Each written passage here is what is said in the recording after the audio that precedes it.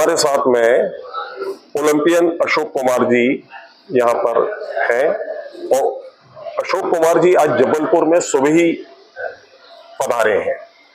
दरअसल मौका है, आज 28 अगस्त को हॉकी के जादूगर मेजर ध्यानचंद की मूर्ति मध्य प्रदेश की बिजली कंपनियों के मुख्यालय शक्ति भवन में लगाई जा रही है और ये मूर्ति मध्य प्रदेश में लगने वाली पहली ध्यानचंद जी की प्रतिमा है।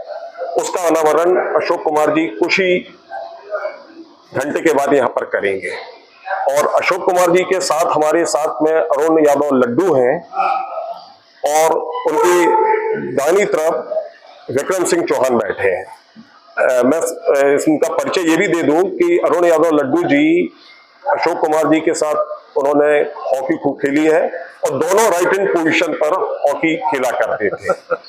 और विक्रम सिंह चौहान अशोक जी की जो बुआ थी सुरजा देवी चौहान अर्थात ध्यानचंद जी की बहन, उनके पुत्र हैं।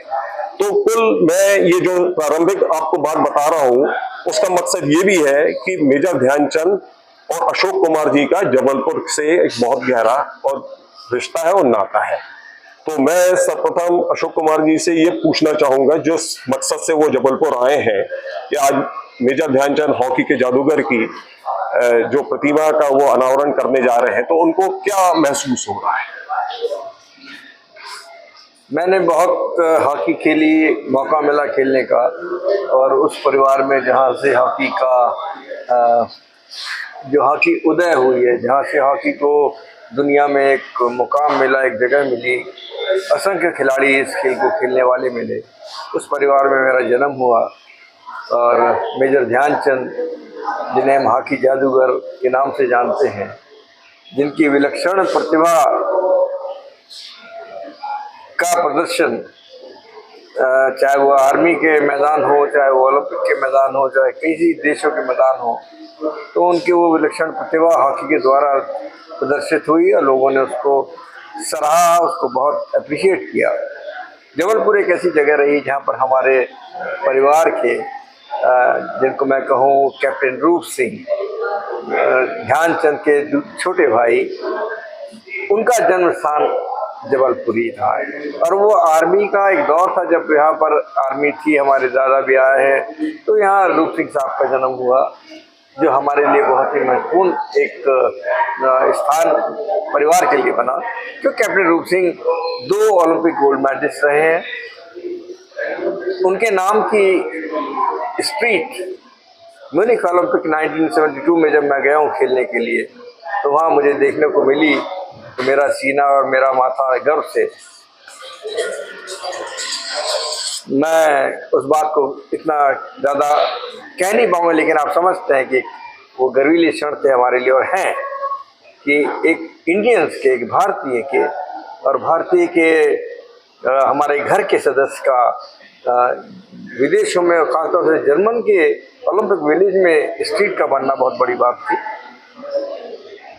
दूसरा, उन कैप्टन रूप सिंह के नाम की स्ट्रीट लंदन ओलंपिक 2012 में जब मैं वहाँ गया ऑब्जर्वर के रूप में, तो मैंने देखा कि वह 3 इंडियंस के नाम, जो मेट्रो स्टेशंस आखिरी टच करता था एरिना को, ओलंपिक एरिना को, उनके नाम पर रखे गए थे आखिरी स्टेशंस। एक था captain major Dhyanchand metro station, captain Roop Singh metro station, और तीसरा मेट्रो स्टेशन क्लाउडियस साहब, लेजली क्लाउडियस, बिलासपुर के से बिलोंग करते थे और कस्टम कलकत्ता में रहे हैं। एक अद्भुत व्यक्तित्व वाले इंसान वो, जिनका जीवन हॉकी के साथ साथ कलकत्ता की हॉकी को डेवलप करने में भी बीता। उनके नाम 4 ओलंपिक के मेडल्स। मतलब मुझे कहते हुए मैं अपने को इतना ज़मीन पर महसूस करता हूँ उनके सामने, लोगों के सामने, कि 4 ओलंपिक के मेडल, 3 ओलंपिक का गोल्ड मेडल, 1 ओलंपिक का सिल्वर मेडल, और इंडियन के कैप्टन। ये चीज़ें कुल मिला के हॉकी की हमारे विरासत रही है। और जबलपुर से मैं, हमारी बुआ जी रही हैं, उनका विवाह यहाँ पर चौहान साहब से हुआ था, किशोर सिंह चौहान साहब से हुआ था, और उनका आना जाना घर में हमारे झांसी में बहुत था। पहले परिवारों में बड़ा आना जाना लगा रहता था। और उनके साथ बिताए हुए पल क्षण मुझे याद हैं। बुआ के साथ, सुजय बुआ के साथ कितनी बातें होती थी हमारी। उस ज़माने में ये बड़े बड़े पलंग नहीं होते थे, कहीं छोटी सी खाट बिछा ली है, ज़मीन पे बैठ गए, बातें हो रही हैं। तो दौर निकल गया बहरहाल, लेकिन वो बड़ा यादगार दौर था, याद करने लायक दौर था। फिर एक वक्त ऐसा आया जब मैं जबलपुर आया, मैंने बीकॉम के लिए एडमिशन मैंने यहाँ पर लिया जबलपुर में। या मैंने झांसी से इंटर मैंने जब पास किया तो बीकॉम मैं करना चाह रहा था, तो उसके लिए वहाँ पर इंस्टीट्यूशन नहीं था, कॉलेज नहीं था, तो जगह तलाश रहे थे। तो पता लगा कि बुआ जी ने बताया कि यहाँ जबलपुर में गोविंद राम सक्सेरिया कॉलेज है, उसमें कॉमर्स में आप एडमिशन ले सकते हैं। तो मैं जबलपुर आया हूँ और मुझे याद है वो घर में, और घर में नीचे चूल्हा जलना, नीचे बैठ के खाने बुआ जी का बनाना। और मैं 10 दिन रहा हूँ, ये भी मालूम है। 10 दिन कॉलेज गया हूँ, 10 दिन मैं यहाँ रहा हूँ, घर में रहा हूँ। लेकिन क्योंकि पहली बार घर से बाहर निकलना हुआ था मेरा, तो घर की याद आनी शुरू हुई। कुछ ऐसा सिचुएशन बनी, तो मैंने बुआ जी से कहा, बुआ जी मैं झांसी जा रहा हूँ, और मैंने वो कॉलेज का एडमिशन छोड़ दिया और मैं यहाँ से झांसी निकल गया। अब इसको आप कोई भी नाम दे सकते हैं। अगर मैं यहाँ होता, मुझे नहीं मालूम मैं उस मुकाम पर पहुँचता जहाँ पर मेरा लक्ष्य था, क्योंकि वो लक्ष्य मैंने 1964 में बनाया था कि मुझे ओलंपियन बनना है। जब मैं कमेंट्री सुन रहा था टोक्यो ओलंपिक की, और भारत उसमें पाकिस्तान से एक गोल से जब उसने लीड ली पेनल्टी स्ट्रोक से, तो वो ओलंपियन शब्द कमेंटेटर द्वारा जो कहे जा रहे थे, वो मेरे दिमाग में उन्होंने स्ट्राइक किया, मुझे इस बात के लिए मजबूर किया कि मैं उस नाम को अपने नाम के आगे लगाऊं, ओलंपियन अशोक कुमार। ये मेरा लक्ष्य बन गया था। उसके लिए फिर मैंने जी तोड़ मेहनत करी, और ये मेहनत करीब करीब आप कह सकते हो वैसी ही थी। वैसी तो नहीं मैं कह सकता हूँ, लेकिन लाइन वही थी जो मेजर ध्यानचंद ने, जब वो ध्यान सिंह थे, एक रंगरूट थे, एक सिपाही थे, पर अपने जीवन में जब वो आर्मी के अंदर थे, तो उनके सूबेदार मेजर ने उन्हें प्रेरणा दी, उनसे 4 चंद लफ्ज़ कहे कि ध्यान तुम बहुत अच्छे हॉकी खेलते हो, ध्यान सिंह नाम है तुम्हारा, तुम बहुत अच्छे हॉकी खेलते हो, तुम्हारी ड्रिबलिंग बहुत अच्छी है, तुमसे बॉल कोई नहीं छीन सकता, लेकिन अकेले तुम टीम को नहीं जिता सकते। अगर टीम को जिताना है तो तुम्हें टीम के साथ मिलकर खेलना होगा। ये टीम गेम है। जब 11 लोग साथ में हैं तो तुम्हें 4-11 के साथ कोऑर्डिनेशन बनाना है, कोऑर्डिनेट करना है। अगर तुम अकेले ड्रिबलिंग करोगे तो तुम्हारी टीम कहीं जीत नहीं पाएगी। अब छोटे से बालक का, एक छोटे से रैंक वाले लड़के का, वो भी ऐसी जगह जहाँ डिसिप्लिन और ऑर्डर सुनना सबसे पहला मतलब होता है, तो उन्होंने उनकी बात को बड़े ध्यान से सुना, और उसके बाद वो ध्यान सिंह उस काम में जुट गए। उस ज़माने में ये लोग टेंट में रहते थे, घर भी नहीं थे, पक्के घर नहीं थे। तो टेंट में दोपहर के वक्त में जब लोग आराम कर रहे होते थे, खाना खाने के पहले और खाना खाने के बाद, ध्यान सिंह अपनी हॉकी स्टिक लेके निकल जाते थे और प्रैक्टिस करते थे। और शाम को खाने से पहले हॉकी बॉल लेके निकलना, अंधेरे होने तक, चांदनी रात है, चांदनी रात और ऐसे अंधेरा है तो अंधेरे में बॉल के सब जो उसके टेक्निकल चीज़ें वो सीखना। तो नेचुरली जब इतनी प्रैक्टिस और हार्ड प्रैक्टिस उन्होंने करी, तो उनको तो जादूगर बनना ही था, कोई रोकने वाला नहीं था। वही लाइन फिर मैंने पकड़ी जब मैंने ओलंपियन बनने का सपना देखा। तो अपनी छत के ऊपर पत्थरों के बीच, उस टाइम इतने सब चीज़ें थी भी नहीं, नंगे पैर, हॉकी भी टूटी हुई है, तो अपना पत्थरों के बीच से बॉल को तेज़ी से ड्रिबलिंग करना, तेज़ी से बॉल अपने आप को रोक लेना, या जो भी इस तरह की चीज़ें होती हैं, वो मैंने अपने इमेजिनरी तरीके से अपनी खेल में क्या क्या हो सकता है या होता है, वो चीज़ें मैंने शुरू करी। और नेचुरली उन चीज़ों का फ़ायदा जब मुझे मिला, मैं समझ सकता हूँ कि ध्यानचंद जिसने बरसों उन बातों को अपने जीवन में एक प्रैक्टिस के रूप में दोपहर में और रात के टाइम में प्रैक्टिस करी, तो वो ध्यान सिंह से ध्यानचंद क्यों ना बनते। और वही हुआ कि उसके बाद उनका नाम फौज के अंदर एक स्टार की तरह चमकने लग गया। जब स्टार की तरह चमका तो उनका चयन भारतीय टीम में भारतीय सेना की टीम हुआ जो 1926 में न्यूजीलैंड गई थी जी और जिसने वहाँ कम से कम शायद 100 के करीब मैच से कम मैच खेले लेकिन 201 गोल किए जी। और पहला गोल ध्यानचंद की हॉकी से निकला, इंटरनेशनल गोल। शायद उनको उसमें अद्भुत और उत्कृष्ट प्रदर्शन करने के कारण लांस नायक की भी पदोन्नति दी गई थी उसके बाद न्यूजीलैंड दौरे के बाद। ना 28 नहीं, तब तक नहीं जी 28 तक नहीं, 28 तक सैनिक ही थे जी जी क्योंकि 26 में खेले वो जी। और जब लौट कर आए तो उस टाइम हॉकी को इंक्लूड नहीं किया गया था ओलंपिक में। जी 1916 में हॉकी लास्ट खेली गई जी। 1920 में ओलंपिक में नहीं गई, 1928 में, 1924 में नहीं गई जी। लेकिन जब ये 26 में खेले हैं न्यूजीलैंड में और इंग्लिश पेपरों ने जो हॉकी के बारे में लिखा है जी और जिस तरह से भारतीय टीम वहाँ खेली है जी उसका जो डिस्क्रिप्शन लिखा है उन्होंने हॉकी की टीम का, जो डब्ल्यू फॉर्मेशन के बारे में लिखा है जी, जो इंडिविजुअल खिलाड़ी की कैपेबिलिटी और उसकी क्वालिटी के बारे में लिखा वो अद्भुत था। उसकी वजह से 1928 के अंदर इंटरनेशनल ओलंपिक कमेटी को हॉकी को इंक्लूड करना पड़ा और वो फिर से इंक्लूड हुई। अन्यथा अब मैं तो सोचता हूँ हर कोई सोच सकता है इस बात को, अगर वो हॉकी 1928 में जो उस वक्त में खाली भाग दौड़ के रूप में खेली जाती थी, जो दूसरे देशों के अंदर हिट एंड रन वाले स्टाइल से खेली जाती थी, उसका ये स्वरूप जो आज की हॉकी में हम देख रहे हैं वो आज की हॉकी वो दौर वाली नहीं थी जहाँ ध्यानचंद ने शुरू करी थी। ये हॉकी एक अलग रूप लिए हुए, इसको हम अलग मान के चले। हम उस दौर की बात कर रहे हैं जब हॉकी कलात्मक हुआ करती थी, जो कलाइयों से खेली जाती थी, जो एक इतने सुंदर रूप लिए हुई थी कि लोग वाह वाह करके झूम जाते थे, खड़े हो जाते थे, रोमांचित होते थे। उसमें एक रिदम थी, एक मूवमेंट था, एक बॉल का मूवमेंट 15-20 गज 30 गज का कंटिन्यूअस एक खिलाड़ी और दो खिलाड़ी मिलके करते थे तो लोग खड़े हो जाते थे देखने के लिए। अगर उसका एंड जो है वो अगर गोल के रूप में तब्दील होता था तो तालियां और गड़गड़ाहट, तो इस तरह की चीजें हम महसूस कर चुके हैं। तो वो हॉकी थी जो ध्यानचंद और उन्होंने हमको इस देश को दी। अच्छा अशोक जी, एक चीज और है, जब आपने बताया कि आप छत पर प्रैक्टिस करते थे, उस समय सुविधाएं नहीं थी, तो जब आप पहली बार भारतीय हॉकी टीम में चुने गए तो मेजर साहब का उस समय क्या प्रतिक्रिया थी, क्या रिएक्शन था?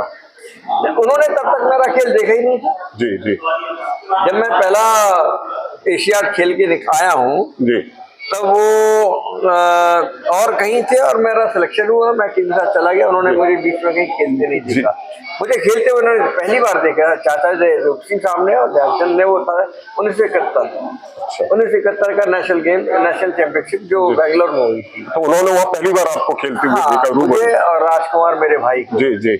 हम लोग बंगाल से उस वक्त खेल रहे थे जी, और बंगाल से पहले मैं बंगाल इसलिए पहुंचा क्योंकि मेरा एक आइडियल प्लेयर जिसको मैंने अपना ब्लाइंडली गुरु माना, जिनको देखा नहीं था मैंने, वो थे इनामुर रहमान जो 68 ओलंपिक के ब्रॉन्ज मेडलिस्ट हैं और क्लासिक हॉकी के मास्टर, ड्रिबलिंग के मास्टर, गोल स्कोरिंग के मास्टर। और एक आखिरी जज्बा जो फीलिंग थी उनके अंदर कि मुझे जीतना है, तो जो मुझे जीतना वाला एक भावना थी वो मेरे अंदर भी पैदा हुई थी करके कि आप एट एनी कॉस्ट मुझे जीतना है। मतलब एक तरह से मैं ये कह सकता हूँ कि इनामुर रहमान आपके उस समय जब आपने खेलना शुरू किया था एक आदर्श थे।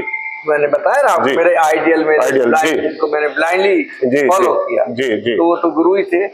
तो जब मैं बीकॉम के लिए मैंने कहा ना कि मैं यहाँ जबलपुर आया, उसके बाद मैं कोटा गवर्नमेंट कॉलेज कोटा में मैंने 3 साल अपनी स्टडी की बीकॉम के लिए, और मेरा आखिरी अंतिम वर्ष था। जब अंतिम वर्ष था तो वो मुझे इनविटेशन मिलता है मोहन बगान क्लब से कि आप हमारे क्लब से खेलें, हमारी लीग खेलना है और बेटन कप और ये क्लब है। तो बड़ा नाम था, ईस्ट बंगाल, मोहन बगान, राजस्थान क्लब, ये बड़े बड़े क्लब हॉकी के कलकत्ता में नाम तो आज भी है, लेकिन हॉकी का वो रूप नहीं है उतना। लेकिन उस जमाने में तो सभी इंडिया के प्लेयर उसमें खेल चुके थे और खेलते थे। और मुझे उसमें जाने का जब अवसर मिला तो मेरा सिर्फ रीजन एक ही था, उसमें मेरा वो प्लेयर खेल रहा है, वो मेरा गुरु खेल रहा है जिसको मैंने देखा और मुझे उनके साथ खेलने का मौका मिलने वाला है। तो मैंने अपने बीकॉम का एग्जाम छोड़ दिया, जो एक मेरा करियर था उस जमाने में 69 में, और मैं कलकत्ता में चला गया। जी, जी। दूसरा मैं ये चीज और जानना चाहता हूँ, वो हम लोग जानना चाहते हैं रूबरू आपसे कि जब भारत ने पहला विश्व कप कुआलालंपुर में मलेशिया में जीता, और उस समय तो कम्युनिकेशन के इतने साधन नहीं थे, और जब जीतकर आप सबसे पहले मेजर साहब से मिले, तो आप उस समय पिता पुत्र के बीच में भी इतने करीबी संबंध नहीं होते थे, एक बहुत गैप रहता था, एक रिस्पेक्ट रहता था, तो उनकी क्या प्रतिक्रिया थी? जैसा मैंने आपसे कहा, उन्होंने मुझे कभी इतना ज्यादा खेलते हुए नहीं देखा जी। तो अखबारों में जब हम 71 का वर्ल्ड कप हम ब्रॉन्ज मेडल लेकर आए, सिवाय डांट के मुझे कुछ नहीं मिला। आज के जमाने में वर्ल्ड कप का ब्रॉन्ज मेडल आप लेकर आइए तो करोड़ों रुपए मिलते हैं, लोग अप्रिसिएशन मिलता है। हम जब सिल्वर मेडल लेके एशियाड का आते हैं तो छुपा के रख देते हैं कि मेरे पिता या चाचा ना देख ले इसको, कि डांट पड़ेगी, तुम्हें तुम लोग क्या लेकर आ रहे हो देश के लिए। तो ये चीजें हमारे साथ में थी, और मैं उसका बहुत अपने आप को गिल्टी फील करता था कि मैं कब आंख से आंख मिला के अपने बाप को, अपने चाचा को कहूँ कि मैं गोल्ड मेडल लेकर आया हूँ। तो उसके अवसर मुझे मिल नहीं पा रहे थे। टीम गेम हुआ करता, तो टीम गेम जब होता है तो आप समझ सकते हैं कई चीजें छोटी बड़ी ऊंची नीचे होती हैं। किसी का चयन खराब हो रहा है, किसी का अननेसेसरी उसको टीम में शामिल किया जा रहा है, या वो सुविधाएं जो हमको मिलनी चाहिए उस जमाने में नहीं थी, खाना पीना भी नहीं था, ऐसा कुछ नहीं था। सिर्फ हम लोग अपने ही स्टाइल से, अपने तरीके से हम लोग हॉकी खेलते थे। जो कोच हुआ करते थे वो भी कुछ ऐसी बात नहीं बताते थे या सिखाते थे जिससे कि हम लोग या हमारी टीम को फायदा होता। तो ये सब चीजें कुल मिला के ये था कि वो हार का दौर था, और उस हार में मुझे वो जीत चाहिए थी, और जीत वो 75 वर्ल्ड कप मिली है। और यकीन मानिए जब वो गोल हुआ था, जैसा आपने कहा, और मैंने गोल किया 75 में कुआलालंपुर में, तो सबसे पहले ध्यान में रही है कि अब मैं अपने बाप के सामने खड़ा हो सकता हूँ। अब गर्व से चेहरा दिखा सकता हूं, अब मैं खड़ा हो सकता हूँ। और सर मैं एक चीज और पूछना चाहता हूँ कि मेरे पास मेजर ध्यानचंद की जो ऑटोबायोग्राफी है, जिसको आत्मकथा कहते हैं, द गोल है, ये मतलब उस समय लिखी गई जब कोई खिलाड़ी ने अपनी आत्मकथा नहीं लिखी थी। क्रिकेट के बहुत सारे खिलाड़ियों ने अपनी आत्मकथा लिखी, लेकिन ये उससे कई साल पहले ये आत्मकथा लिखी गई, और ये हम लोग के लिए ये रामचरितमानस है, ये बाइबल है और कुरान है। तो मैं अशोक कुमार जी से जानना चाहता हूं कि उनका इतना बृहत अनुभव है ऐसे खिलाड़ी, प्रशिक्षक, एकेडमी के डायरेक्टर के रूप में, तो क्या वे भी द गोल जैसी एक ऑटोबायोग्राफी, अपनी आत्मकथा लिखेंगे? जी, लिखने को तो बहुत कुछ लिखा जा सकता है, लेकिन क्या बताएं, वो दौर जब ये किताब लिखी गई थी वो स्वर्णिम दौर था जी। और अगर मैं लिखूंगा तो उसके अंदर दुख, दर्द और तकलीफें ज्यादा होंगी, और जो अच्छी भी हो सकती हैं और बुरी भी हो सकती है। तो उम्मीद करता हूँ कभी ऐसा मौका मिले तो मैं लिखूं, लेकिन इस किताब की खूबसूरती, अगर पहला पन्ना खोल के जरा अगर एक लाइन अगर आप पढ़ें तो मुझे बेहतर लगेगा, क्योंकि आप भी इसमें शामिल हैं।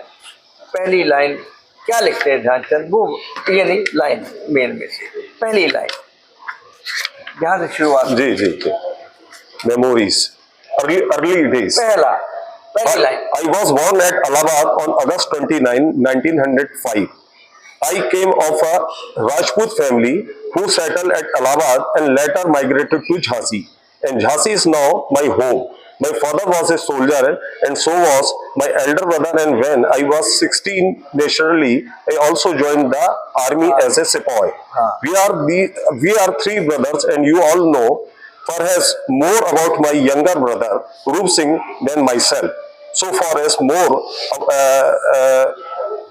perhaps more about my younger brother Roop Singh than myself, so that far as hockey is concerned, I could just read and write. I was not destined for any higher education. जी, इतने पढ़े लिखे नहीं थे, और वो शैतानी ज्यादा करते थे घर में। पढ़ाई लिखाई दादा हमारे जो आर्मी में थे, ठाकुर सुमेश्वर दत्त सिंह, तो एक दिन उन्होंने बाबूजी को जब देखा कि इनका रिजल्ट अच्छा नहीं है और नहीं पढ़ रहे हैं, तो 16 साल की उम्र में कान पकड़ा और पिटाई लगाते हुए स्कूल तक ले गए और आर्मी भर्ती करा दिया। स्कूल से पकड़ के ले गए और आर्मी भर्ती करा दिया 16 साल की उम्र में, जो एक रंगरूट या उसको बच्चा सिपाही, बच्चा प्लाटून, और वो भी ब्राह्मण रेजिमेंट।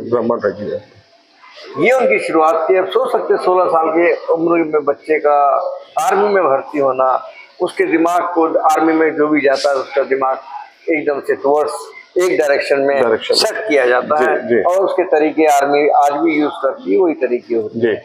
तो ध्यानचंद उस आर्मी के तरीके में शामिल हुए और जब वो शामिल हुए तो मैं कहूँगा कि वो उनको डायरेक्शन जो सूबेदार मेजर बाले तिवारी ने उनको कहा, जब एक प्रैक्टिस मैच में देख रहे थे लड़का अच्छा ड्रिबलिंग कर रहा है, ये कर रहा है, बुलाते हैं लड़के इधर आओ, क्या नाम है, तो बोलते ध्यान सिंह, अच्छा तुम्हारी हॉकी बहुत अच्छी है, ड्रिबलिंग अच्छी है, तो अपने खेल में पासिंग सिस्टम शुरू कर दो, हाउ टू पास, और जगह बनाना शुरू करो, कहाँ पर बॉल लेनी है।